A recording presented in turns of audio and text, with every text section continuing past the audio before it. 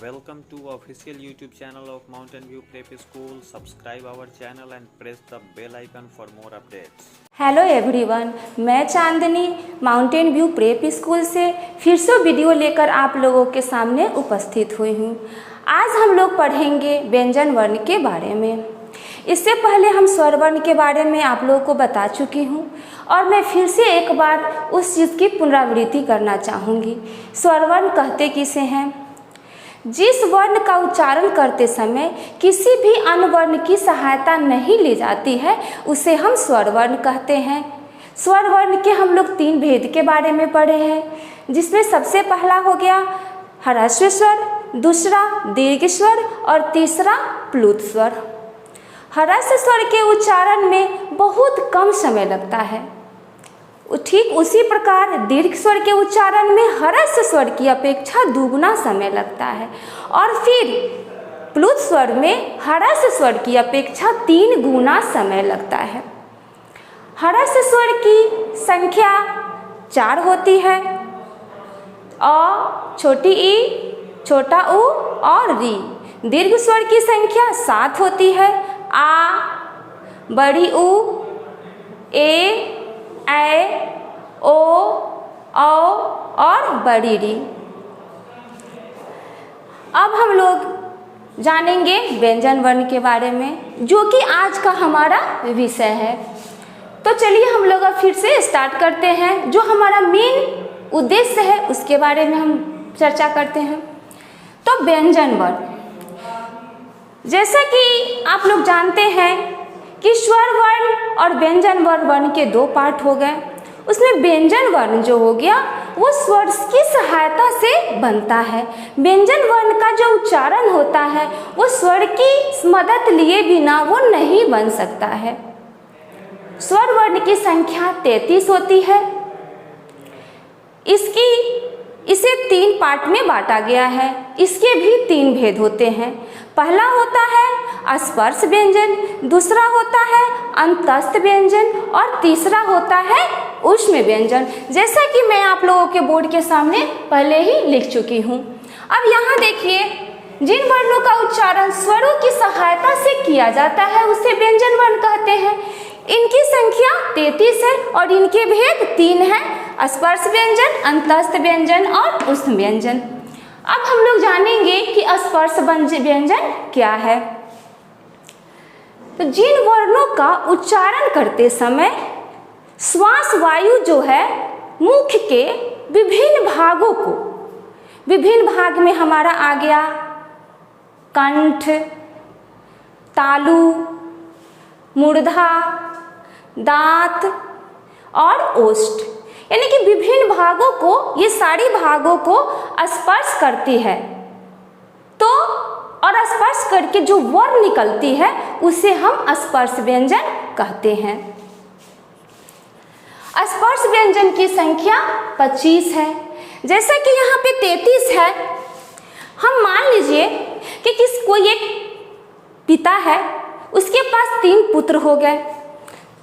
जो बड़े बेटे का नाम स्पर्श हो गया, छोटे का नाम अंतस्थ हो गया और तीसरा जो है उसे ऊष्म नाम दिया। अब उसके पास 33 धन है और 33 धन को उसे बांटना, वो बांटा। तो वही जो ये 33 है, 33 जो हमारा व्यंजन वर्ण है, इसमें उसने बड़े बेटे यानी कि स्पर्श व्यंजन को उसने 25 दे दिया। उसके बाद सेकेंड बेटा जो अंतस्थ है उसे उसने 4 दिया और तीसरा बेटा जिसका नाम हम लोग ऊष्म रखे हैं उसे भी उसने 4 ही दिया। ये टोटल हमारे 33 हो गए। अब ये जो 25 है, ये 25 स्पर्श व्यंजन में आ गया, ये 4 अंतस्थ व्यंजन में आ गया और ये 4 ऊष्म व्यंजन में आ गया। ठीक है। अब ये जो है इसे हम 5 वर्गों में बांटते हैं। पवर्ग, इसे हम 5 वर्गों में विभाजित किया जाता है: कवर्ग, चवर्ग, टवर्ग, तवर्ग और पवर्ग। प्रत्येक जो वर्ण का जो पहला वर्ण है, जो प्रत्येक वर्ग का जो पहला वर्ण है, उसी के आधार पे उसे नाम दिया जाता है। जैसे ये क, ये पहला वर्ण है, तो इसी के आधार पर इसे हम कवर्ग डालें। च पहला वर्ण है, तो इसी के आधार पर हम इसे चवर्ग बोले। फिर ट पहला वर्ण है, इसी के आधार पर इसे हम टवर्ग बोले। और फिर तो पहला वर्ण है, इसी के आधार पर हम इसे टवर्ग बोले। और फिर प पहला वर्ण है, इसी के आधार पर हम इसे पवर्ग बोले। अब हम लोग आते हैं अंतस्थ व्यंजन पे। अंतस्थ, अंत का मतलब होता है बीच में, यानी कि जो अंतस्थ व्यंजन है इसका उच्चारण जो होता है स्वरों और व्यंजनों के बीच में स्थित होता है। इसकी संख्या भी जैसा कि मैं बताई, अंतस्थ व्यंजन की संख्या 4 हो गई, य, र, ल और व।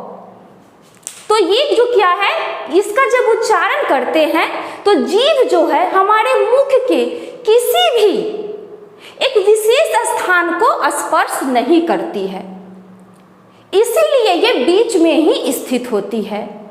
यानी कि मुख के किसी भी भाग को कोई भी एक विशेष स्थान, मूर्धा, कंठ, तालु, ये सब कोई विशेष स्थान को यह स्पर्श नहीं करती है, इसीलिए इसे हम अंतस्थ व्यंजन के श्रेणी में रखते हैं।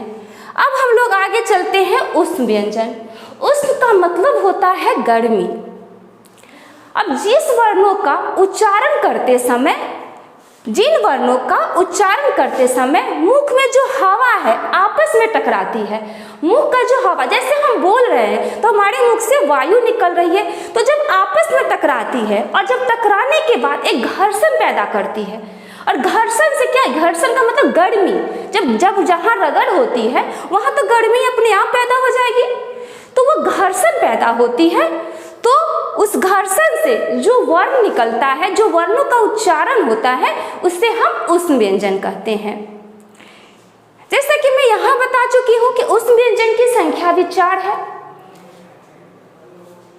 तालव्य श, मूर्धन्य श, दंत स और ह। ये तीनों जो स्पर्श, अंतस्थ और उष्ण, इन तीनों व्यंजनों के अलावा भी और व्यंजन है, संयुक्त व्यंजन और द्वित्व व्यंजन। संयुक्त व्यंजन कहते किसे हैं? जब 2 या 2 से अधिक वर्ण आपस में मिलकर जब एक नया वर्ण बनाते हैं तो उसे हम संयुक्त व्यंजन की श्रेणी में रखते हैं।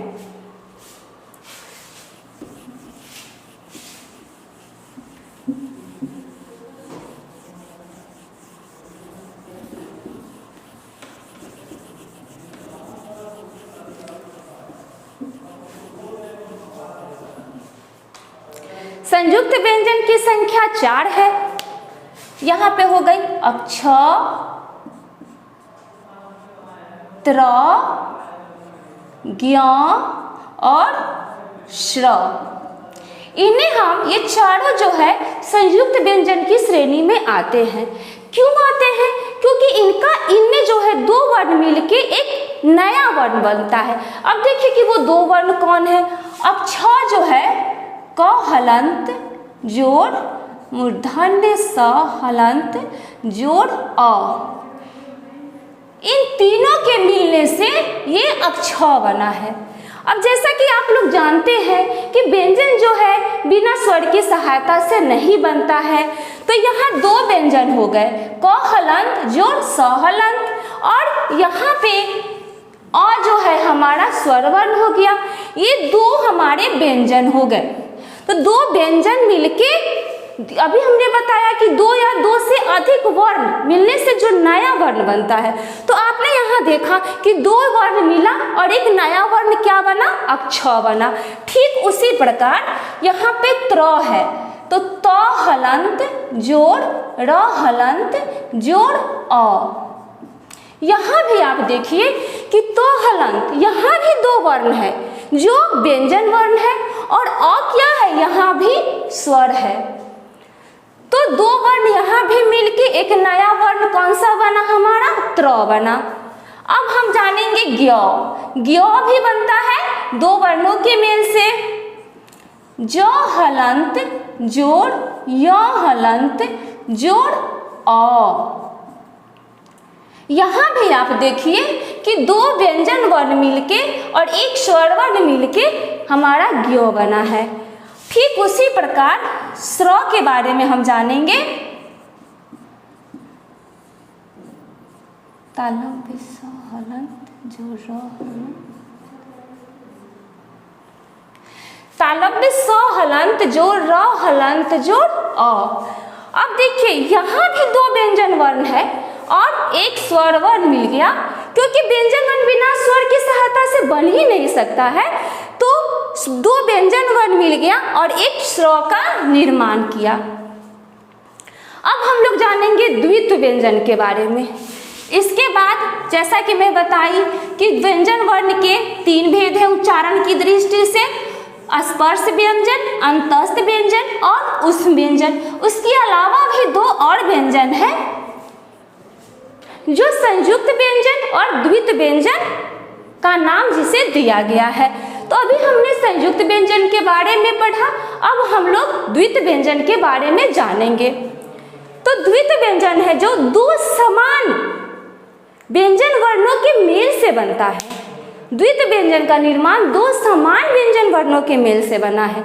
जैसे यहाँ देखिए द्वित्व व्यंजन जो है दो समान व्यंजन वर्णों के मेल से बना है। जैसे हम कुत्ता लिखते हैं तो इसमें क्या है? तो दो तो आया,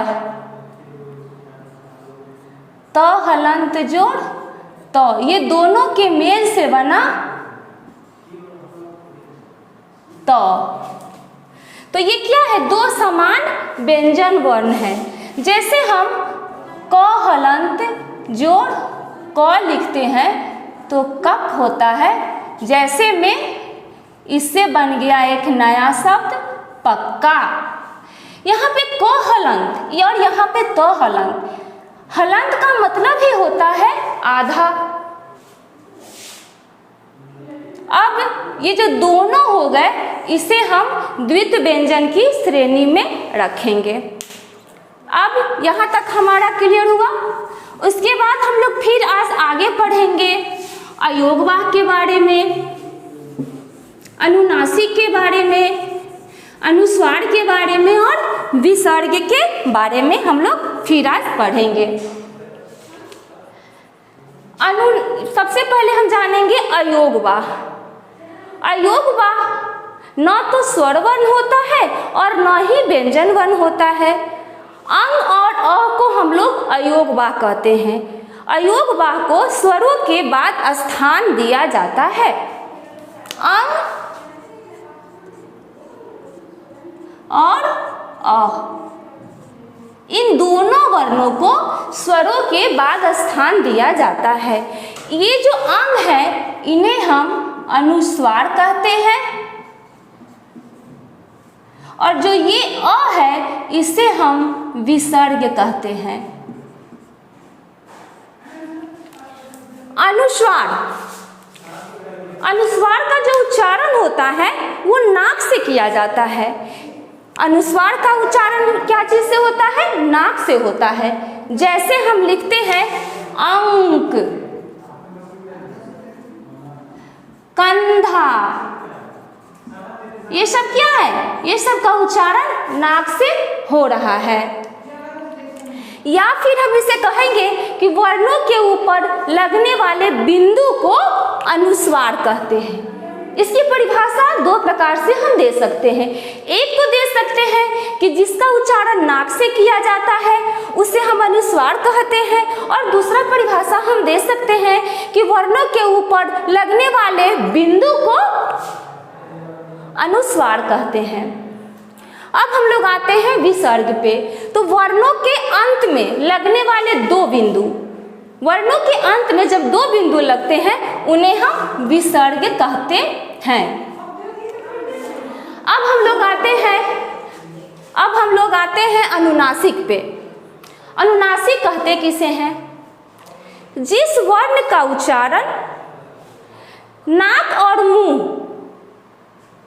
यानी कि जिस वर्ण का उच्चारण करते समय हवा जो है नाक और मुंह दोनों से स्पर्श करके निकलती है तो उसे हम अनुनासिक कहते हैं। जैसा कि हम उच्चारण से ही देख रहे हैं, अनु और नासिक, उच्चारण से हम इसे देख रहे हैं अनु और नासिक।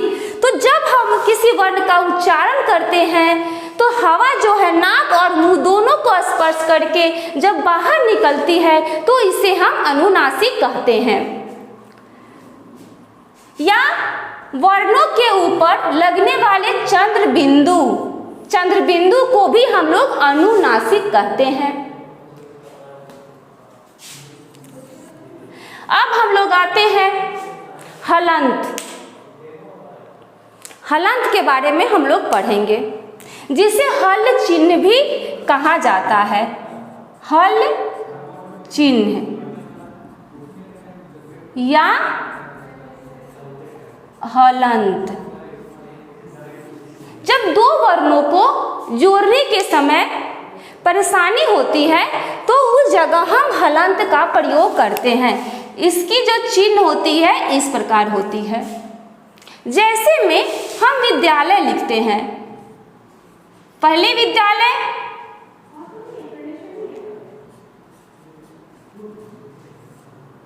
अब देखिए इस विद्यालय को हम इस प्रकार भी लिखते हैं। यहाँ पे हलंत दिए हैं, यहाँ पे देखने में तो ये दो है लेकिन यहाँ पे दो हमारा आधा है। एक और बात है कि हलंत जिस भी वर्ण में लगता है उसका उस वर्ण जो है आधा में उसका उच्चारण किया जाता है। तो विद्यालय, यहाँ पे जो है, यहाँ पे और यहाँ पे जैसे हम लिखते हैं शुद्ध,